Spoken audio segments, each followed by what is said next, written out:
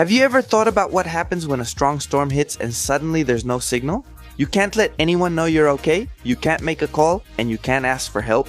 And in Latin America, this isn't unusual at all. In fact, it's very common. Hurricanes, floods, extreme rainfall. They happen all the time, and when the internet or the network goes down, it's not just an "oh, I lost signal." You can end up completely cut off right when you need it the most right then. I don't know if you knew this, but in Mexico, there's a specialized center dedicated to solving these kinds of problems when they happen, and it's in Querétaro. It's the Huawei Assistance Center for Latin America, and it's pretty cool because they're in charge of solving all these problems, and the interaction is through a real person. They're unsung heroes you don't see, and thanks to them, you can stay connected even in really tough situations. More than 200 people work there, it's full of computers, there's a whole lot of technology, a great infrastructure behind it, and they operate 24 hours a day, 365 days a year. They support not only Mexico, but over 50 countries and regions in Latin America. And the most interesting thing is that it's not just technology, it's real people solving real problems in real time. While browsing the web, I found this information and honestly, I thought it was pretty useful. I think it's important to recognize all these people because thanks to them,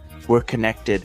Honestly, aren't they heroes without capes? This is how it works. Everything starts when a report comes in. First, the problem is analyzed, possible solutions are considered, and actually they try to solve it remotely. If that's not possible, an engineer goes to the site. If the situation is critical, experts are brought in. It's literally a human chain to get communication working again. You're not going to talk to machines, you're not going to talk to chatbots, you're going to talk to real people serving other people. And it's really cool that they're operating in Mexico, and from here they support thousands and millions of people directly and indirectly. And unfortunately, natural disasters can't be avoided.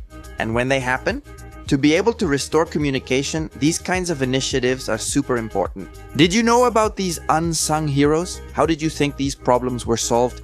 There are people behind this doing a great job. I'll read your comments and share this video so more people know what's behind every message they send. Even this video you're watching right now, what do you think? I'll read your comments.